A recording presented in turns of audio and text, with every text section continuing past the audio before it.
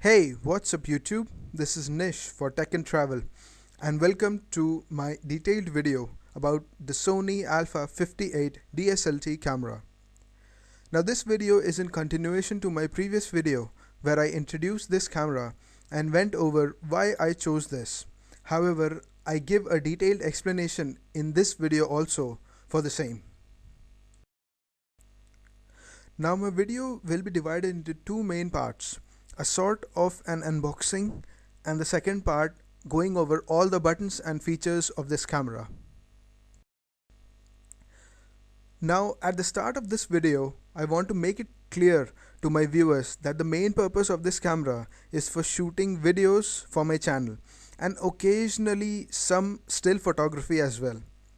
I'll be showing the video quality of this camera as well as the still quality in my next video.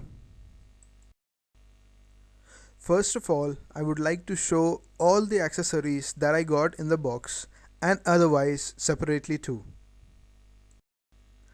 Now rather than doing a traditional unboxing, I've changed it a bit. All the components are already in my DSLR bag and show how and where all the components are kept.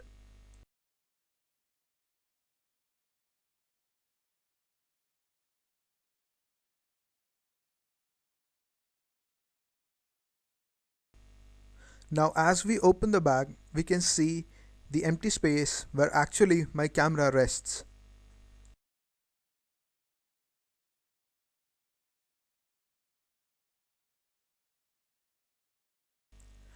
However, since I'm using that very camera to record, this space is empty. Only the camera lens cap is here.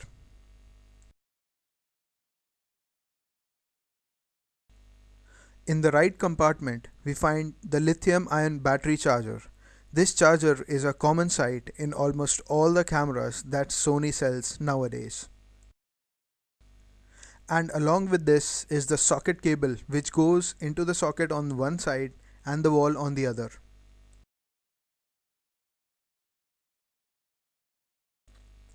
Now on the left compartment, I keep my 16GB class 10 SDHC memory card. However, again that memory card is in my camera, so for demonstration purpose, I've put the 4GB class 4 card in the packaging. For video recording guys, you need a class 10 30 Mbps or higher memory card, as your 1080 videos won't get stored otherwise. That was all for the main compartment inside the camera, and now I've kept all the booklets in the inside top flap.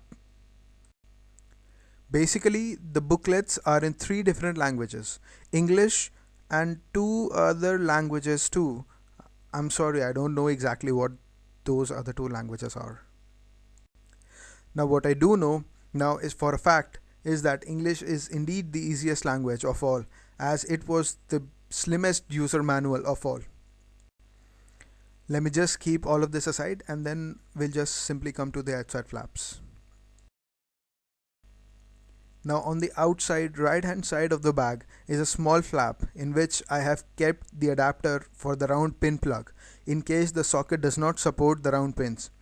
Also along with this is a small USB to a mini USB wire.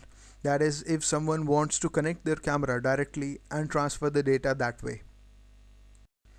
Now coming on to the right hand side of the pouch, we find all the caps and peripherals. Now what this is an intermediate which gets screwed to the bottom of this camera and then conveniently fits onto the tripod. Now these are the caps of the lenses and the camera body. I guess the black one fits onto the body of the camera and the white one on the back side of the lens when it is not fitted to the camera. I also got a small HDMI cable. On the one side I can attach it to the camera and the other end I can attach it to my screen so that it can display on the screen live what it's recording. However, for my use I'll have to get an extender cable actually.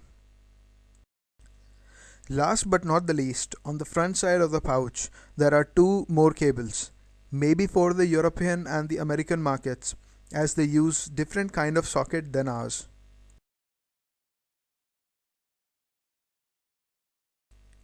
Sony, I guess, must have planned a single type of packaging for this camera to be sold throughout the world. That's why it has done so. Now, I'm really impressed with the quality of this DSLR bag that Sony has given. It's well padded on all the sides, and I'm pretty sure in case of a fall, nothing is going to happen to the camera inside. Now here comes the difference between buying a product online as compared to buying it from a shop. I was getting no additional accessories if I bought it online. However, because I bought my camera from an authorized reseller, I got additionally a tripod stand, a class 10 16 GB memory card, a UV filter for the lens, and a screen guard for the same price. Didn't have to pay anything extra. Now getting on to the camera finally. The Alpha 58 is a very well built camera that is at par with rival DSLR cameras in the same price range. It boasts a lot of new features at the same price range which its rivals does not have. The DSLT technology simply means that there is a single translucent mirror inside, and rather than moving every time a photo is taken, it remains at that very position because automatically some light gets reflected to the optical viewfinder and some goes through to the sensor. Now at the top of the camera we find the on-off slider, and in the middle of it is the shutter release button. Behind that is the dedicated ISO button with which we can adjust the ISO sensitivity.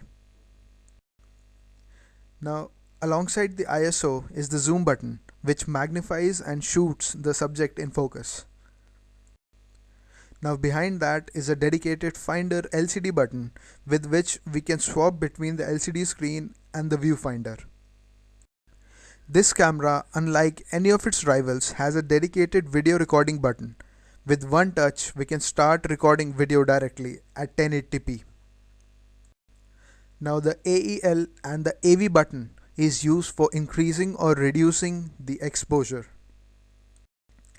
Now on the back we find a shooting function button and control buttons which are used for navigating inside the menus as well as doing some separate tasks. Now beneath that is the delete button and the video and still playback button. Now coming on to the left hand side of the camera, we can see that there is a DC in port in which an adapter is fitted. This adapter is sold separately and should always be used when the camera is switched off. Further right, we find the microphone jack, the mini HDMI out, and a mini USB port. Now on the front of the camera and also on the lens of the camera, we find the dedicated auto or manual focus buttons. Other cameras in this price range do not have this feature in the camera itself, inbuilt.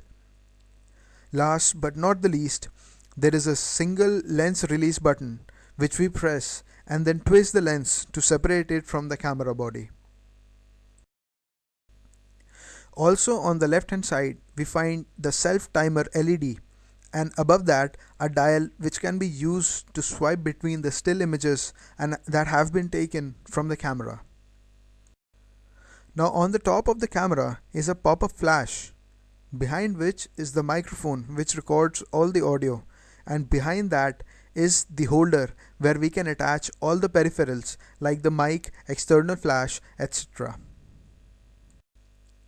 Now the LCD screen isn't fully articulating, however it tilts quite a bit as you guys can see.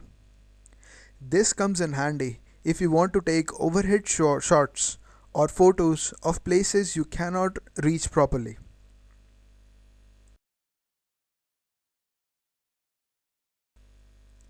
Now this is how the flash pops out. I just wanted to show this to you guys. I have to say guys, I am liking this camera a lot. So there it is guys, my in-depth video on the Sony Alpha 58. I'm planning to do another video going over the reasons why one would buy an Alpha 58 and not go for a Nikon or a camera. So till my next video guys, this is Nish saying peace out.